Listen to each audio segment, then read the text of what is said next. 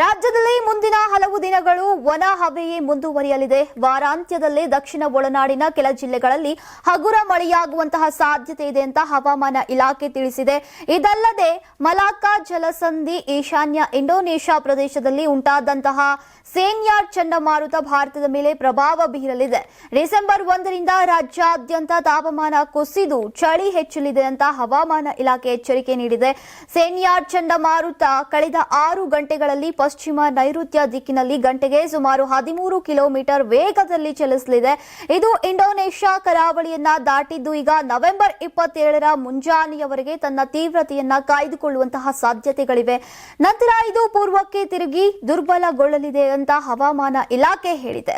ಸೇನ್ಯಾರ್ ಚಂಡಮಾರುತದ ಪರಿಣಾಮವಾಗಿ ಈಗ ಬಂಗಾಳದ ಉಪಸಾಗರದಿಂದ ಬರುವಂತಹ ಗಾಳಿಯಲ್ಲಿ ತೇವಾಂಶ ಹೆಚ್ಚಾಗಿರೋದ್ರಿಂದ ಈಗಿನ ದಿನಗಳಲ್ಲಿ ರಾತ್ರಿಯ ತಾಪಮಾನ ಸ್ವಲ್ಪ ಏರಿಕೆ ಕಂಡು ಚಳಿ ಕಡಿಮೆಯಾಗಲಿದೆಯಂತೆ. ಆದರೆ ಡಿಸೆಂಬರ್ 1ರಿಂದ ರಾಜ್ಯಾದ್ಯಂತ ಚಳಿ ಹೆಚ್ಚಾಗಲಿದೆ ಅಂತ ಹವಾಮಾನ ಇಲಾಖೆ ತಿಳಿಸಿದೆ.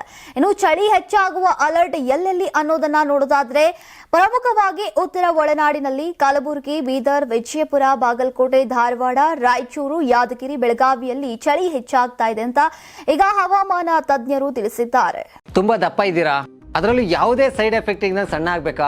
ಎಷ್ಟೋ ಜನ ಹೇಳ್ತಾ ಇದ್ರಿ, ಸರ್ ನಾನು ಜಿಮ್ಗೆ ಹೋಗ್ತಾ ಇದ್ದೀನಿ ಆದ್ರೂ ಸಣ್ಣ ಆಗ್ತಾ ಇಲ್ಲ, ಸರ್ ವರ್ಕೌಟ್ ಮಾಡ್ತಾ ಇದ್ದೀನಿ ಆದ್ರೂ ಸಣ್ಣ ಆಗ್ತಾ ಇಲ್ಲ ಅಂತ ಹೇಳ್ತಾ ಇದ್ರಲ್ಲ. 100% ಯಾವ ಜಿಮ್ಗೂ ಹೋಗ್ದಂಗೆ ವರ್ಕೌಟು ಮಾಡ್ದಂಗೆ ನೀವು ಸಣ್ಣ ಆಗ್ಬೋದು.